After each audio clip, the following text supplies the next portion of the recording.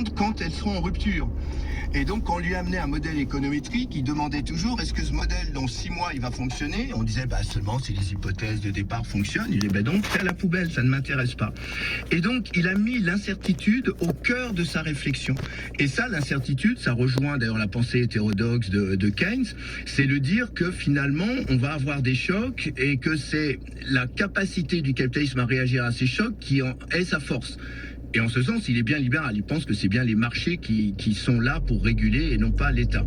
Mais c'était quand même une vision particulière.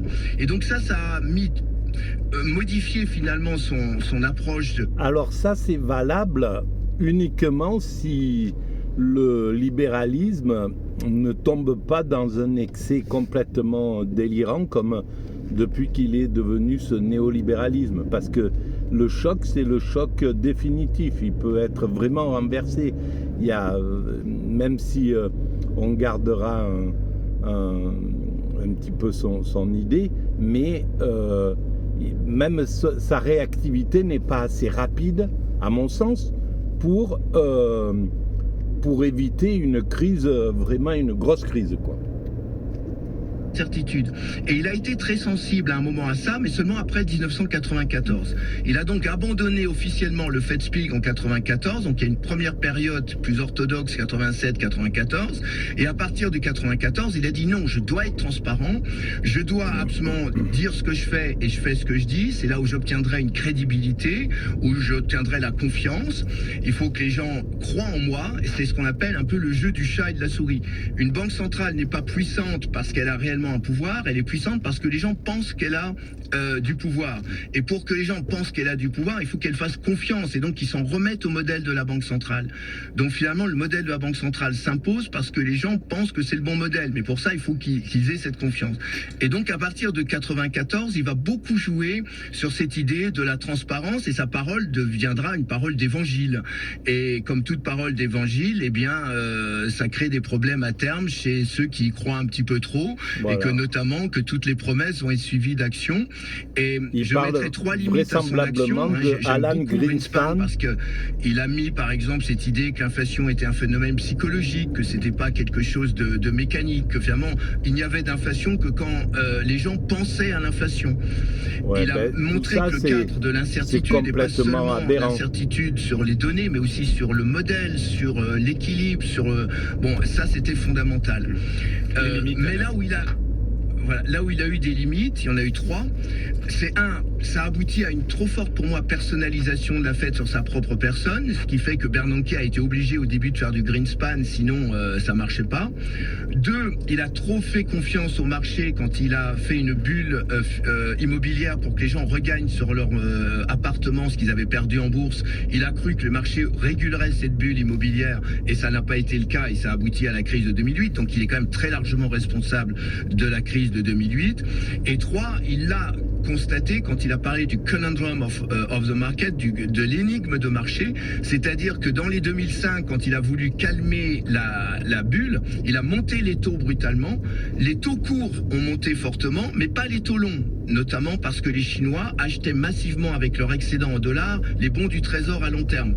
Résultat, les banques qui payent le taux court et qui gagnent le taux long sont mis à payer plus cher que ce qu'ils gagnaient et ça a provoqué la crise bancaire. Et donc, moi je suis très fan, je dirais, de l'homme, de sa vision, mais il a quand même commis de graves erreurs, ce qu'il a reconnu devant le Sénat lors de son audition à partir de 2006. Ouais, suivi par Ben Bernanke, 2006-2014 à la tête de la Fed, qui est suivi la crise des subprimes, et Janet Yellen, qui est vulnérable. On commet tous des erreurs. Donald Trump. Et nous allons revenir évidemment dans notre chère vieille Europe. Je savais même pas ce que faisait. Mais c'est clair qu'il y a un modèle qui, à mon sens, bien sûr que c'est quand même le modèle libéral, c'est quand même le modèle le plus souple, le plus adaptable, celui qui s'adapterait le plus rapidement aux situations critiques par rapport au communisme, par exemple, qui n'a pas eu cette souplesse. Mais simplement à mon sens parce que ceux qui géraient le communisme n'étaient pas souples. C'est pas une question d'idéologie et vraisemblablement l'idéologie marxiste, quoi, hein, qui était en cours en Union soviétique, aurait pu survivre à ce qu'il a rongé, en somme, avec juste de la souplesse. Voilà, parce que le modèle social était extrêmement intense et on voit bien que le problème actuel, par exemple, du néolibéralisme, du libéralisme, depuis 30 ans, depuis qu'il est justement qu'il est devenu tout puissant et qu'il n'a pas d'opposition, on voit qu'il amène dans un mur, quoi, hein. Le monde ne peut pas être heureux, ni psychologiquement, parce qu'il déréalise, ou je ne sais pas comment on pourrait dire, il enlève l'utopie dans l'esprit de l'humain, il enlève le côté spirituel de l'évolution humaine, de la logique de l'évolution humaine. Il plonge la personne sur l'instant, la consommation, le jouir, voilà, mais sans but. Et donc, au final, même si son seul avantage, c'est de laisser la liberté, c'est-à-dire que ceux qui souffrent trop dans une période libérale comme on l'a connue, eh ben, ils s'échappent d'une manière ou d'une autre, soit parce qu'ils partent en dépression ou en burn-out, soit parce qu'ils abandonnent tout et ils partent en camion faire le tour du monde, soit, bon, voilà. Donc en fait, il laisse la liberté à ceux qui veulent sortir du système. Mais tout le monde n'a pas la force de sortir du système et la plupart tombent en dépression. C'est ce qui s'est passé dans ces 30 années. Le monde occidental est tombé en totale dépression. Il cherchait son sens, voilà. Donc, et je pense que là, le néolibéralisme n'est pas apte à... Et donc le système américain, la Fed, etc., ne sont pas aptes à accélérer le changement par rapport à la demande qui est là, quoi, hein. La demande, ils sont toujours en retard. C'est un petit peu comme si ils coupent, ils osent pas couper un truc qui se gangrène, ils coupent petit à petit, alors qu'il faut couper un bon sens pour éviter justement un choc. Là, le modèle, c'est d'accélérer, mais d'une façon philosophique, spirituelle et effective vers l'écologie. C'est clair que l'écologie est l'écologie mondiale, c'est-à-dire bien montrer que ce libéralisme est capable de pas aller se perdre l'esprit en partant en guerre encore, quoi. Parce c'est clair qu'il est partie prenante dans la guerre qui est là.